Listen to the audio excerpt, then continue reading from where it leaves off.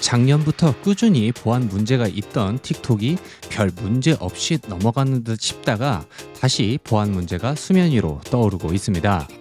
그 외에 새로운 아이패드 소식 그리고 USB-C 관련 소식도 있으니 오늘 소식 궁금하시다면 저희 채널 구독 그리고 이 영상에 좋아요 한 번씩 눌러주세요. 첫 번째 소식입니다. 일단 아이패드 이야기를 하고 넘어가겠습니다. 어제 더 일렉은 삼성에서 아이패드용 OLED 패널을 개발 중이라는 소식을 남겼습니다. 하지만 여기서 집중해서 볼 부분은 이게 두 번째 패널이라고 하는데요. 이 패널은 2024년 양산될 예정이며 OLED 패널이 들어간 두 번째 아이패드에 적용될 가능성이 있다고 합니다. 그럼 첫 번째 OLED 패널은 언제 사용될까요?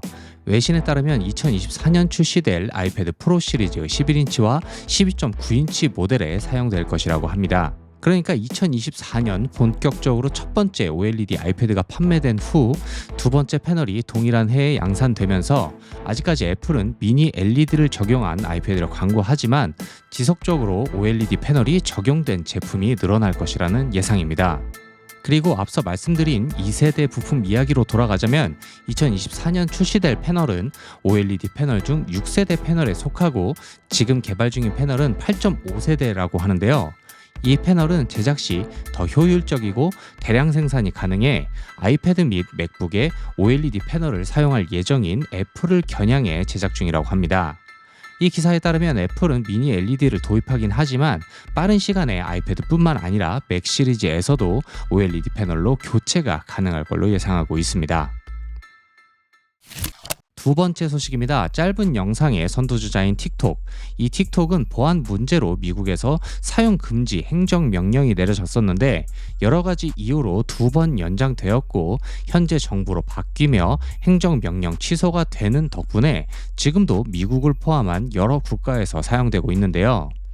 어제 미국의 FCC 위원은 애플과 구글 앱스토어에서 틱톡을 제거할 것을 요구했고 두 회사는 7월 8일까지 이 요구에 응답해야 합니다. FCC 의원은 4페이지 분량으로 틱톡이 미국 내에서 사용되면 안 되는 이유를 구술하였는데요. 그 주된 내용은 틱톡은 중국을 위해 미국 내 데이터 수집을 하고 있으며 이는 국가 안보 위협이 된다는 내용입니다. 그는 틱톡이 중국 공산당에 속해져 있고 중국 법에 따라 감시 요구를 준수해야 하는 베이징에 기반을 둔 조직에 속해 있으며 방대한 양의 개인 및 민감한 데이터를 수집하는 감시 도구로 사용된다고 주장했습니다.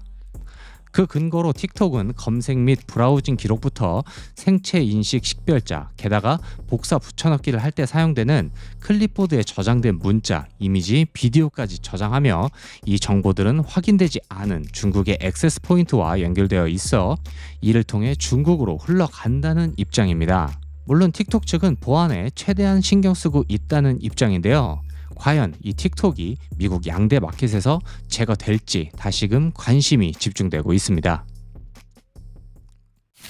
세 번째 소식입니다. 지난번 EU에 이어서 미국에서까지 아이폰에서 USB-C 포트를 장착할 것을 요구했었죠. 이번엔 브라질에서 이 같은 움직임이 일고 있습니다.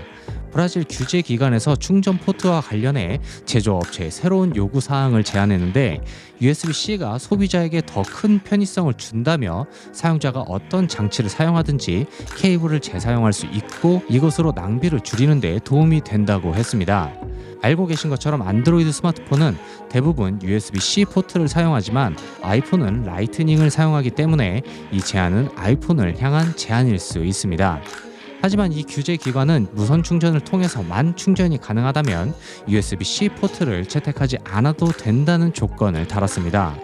이 제안이 협의를 이끌어낸다면 2024년 7월 1일부터 브라질에 판매되는 모든 스마트폰에는 USB-C 포트가 장착되지 않는다면 판매를 할 수 없게 되는데요.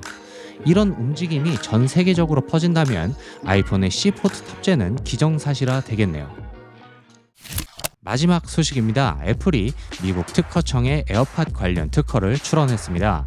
특허의 내용은 기기의 버튼부에 초음파를 활용한 버튼을 추가한다는 내용인데요. 에어팟 프로에는 터치를 이용한 인터페이스가 있죠. 하지만 이는 습한 환경 혹은 장갑을 낀 상태에서는 제대로 동작하지 않는다는 단점이 있는데, 해당 특허에서 작성된 기술을 사용하여 제품을 제작하면 앞서 말씀드린 상황에서 터치 정확도를 향상시킬 수 있습니다. 특허 이미지는 흥미롭게도 에어팟 맥스와 에어팟 프로를 대상으로 작성되어 더 관심을 끄는데, 일각에서는 이 특허 기술이 다음 에어팟 프로 2세대에 적용되지 않을까 하는 기대까지 있지만, 현재 공식 특허로 채택되지 않았고 에어팟 프로 2세대의 대량 생산이 얼마 남지 않았다는 것을 미뤄봤을 때 이 기능이 추가될 가능성은 매우 낮아 보이네요. 한때 틱톡이 개인정보 보안 관련 이슈가 있을 때 덩달아 페이스북, 인스타그램 등 다양한 SNS 애플리케이션이 보안 관련 의심을 받은 적이 있었죠. 이때 보안 관련해서 많은 부분이 발전되었는데요. 정치적 문제를 떠나 개인정보를 한 국가의 이득을 위해 무단으로 사용하는 행위는 제발 멈췄으면 좋겠습니다. 여러분들은 어떻게 생각하시나요? 여러분들의 의견을 댓글로 공유해 주시고, 듣기만 해도 애플 전문가가 될 수 있는 저희 채널 구독, 그리고 이 영상에 좋아요 한 번씩 눌러주세요. 그럼 오늘은 여기까지 하도록 하겠습니다. 감사합니다. 대시였습니다.